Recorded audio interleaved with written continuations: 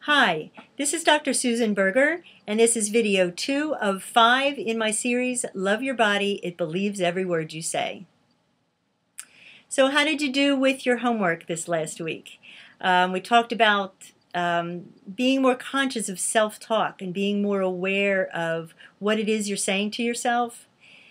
Did you catch yourself saying anything that maybe wasn't so kind?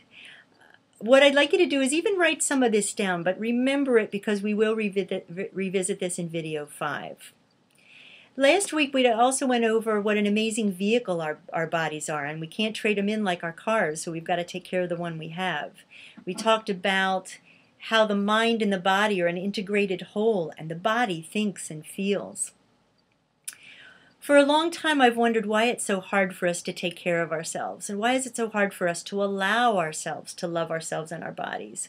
One of the problems, obviously, we all know is just society. We're not taught that it's an honorable thing to do to take a rest when you need it. We just push and push and push until we're about to blow up.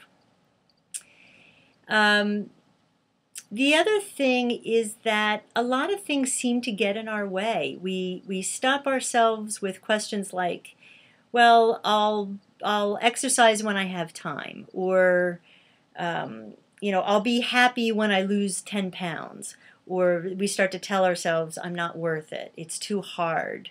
And again, the one that I just don't have time, I'm too busy taking care of everybody else. So I'm going to expand on that one just a little bit. And again, I'll use myself and my kids as an example. When they were about 2 and 4, I had them. I also was running my practice and everything else in life, and I was feeling really overwhelmed one day. I decided I was going to go upstairs and do a meditation. I was listening to one of Wayne Dyer's CDs at the time, and he was promoting an meditation, which I really enjoyed. So I made sure that the kids had what they needed to eat, had what they needed to drink. They were happy, they were playing with their toys, and I just told them that I was going to go upstairs, probably said something like, I'm going to rest, close my eyes, and I'll be down in a few minutes. So that's what I did. I went upstairs, I get on the bed, I cross my legs, I get comfortable, and I start my and I hear them running up the steps and pitter-patter down the hallway they come, and they're staring at me at the doorway. And they're going, Mommy, Mommy, trying to get my attention, but I didn't break my meditation. And this went on for a couple days in a row. They'd come up and try to get my attention, and then they'd kind of give up and go back downstairs. One day, my youngest came to the side of the bed. He crawled up, ran over, and sat right next to me. So he's looking up at me. I'm kind of squinting, looking at him out of the corner of my eye. And finally, he starts to do the same thing, and he starts to go, blah, blah, and he starts making all these weird noises and sticking his tongue out, and it was hysterical, as you can imagine. But I just tried to stay calm and centered and not changing my demeanor much. And then in a minute he finished, and he just decided he was going to go back downstairs and play with his brother. The reason I tell you this is that it was something I did to take care of myself that I knew I needed to do. But it didn't just benefit me. When I was finished with the meditation, I would go downstairs and I was calmer.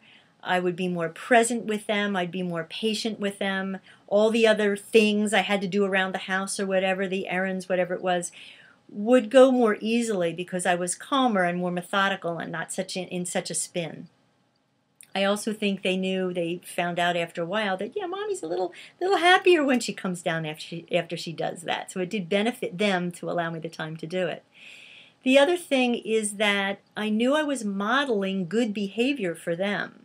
When we run around like crazy chickens and don't stop until we're about to blow up, then it's really modeling that behavior for our sons and daughters. And I wanted them to learn that when it's needed, that this is a really good thing to do.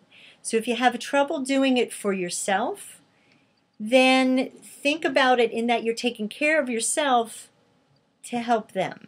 Whatever you need to do to get you motivated, then it's really worth it. So the other thing I'd like to suggest is this week, start asking yourself different questions instead of, oh, why was I so lazy today? Or, oh, why did I eat that piece of chocolate cake? Or whatever's going through your head. It's different for a lot of us. change the question that will give you a more positive answer. For example, what is one thing I can do today to love my body? What might that be? Take a bath if you like baths. Put some cream on your skin. Go for a walk. I mean, it doesn't really matter what it is as long as it's something that you feel is good for you. And maybe what can I do just to take care of myself better today? And even if it's, again, just one thing that you choose to do, where you're asking yourselves those questions about how can I do better today, that'll give you better answers. The homework that you're going to have today is called Don't Wear Ugly Panties. And what I'm going to ask you to do for this week is to go into your bedrooms, go into your dresser, get your underwear drawer out, dump it on the bed, and take away everything that's old, no elastic, faded, gray, ugly, doesn't fit you anymore. All those things gotta go. Keep the ones that are pretty, sexy, comfortable, make you feel good, whatever it is. Now, if the whole drawer of them had to go, then treat yourself and go shopping. Go with your friends. I'm sure all of you need some new underwear. Most of us do. And the reason that this is important, and I know this is just kind of seems a little silly, but it really is true that when we start to get dressed in the morning, if we feel good from the minute we're starting to put our undergarments on, and hopefully we're putting some clothes on that we're also comfortable in, we'll go out into the world differently. We'll go out more confident. You'll start your day with better self-talk. And that tends to then continue through the day. And these are subtle but small changes that you can make to break that old habit of what you've been saying to yourself. So I'd like you to have fun with that.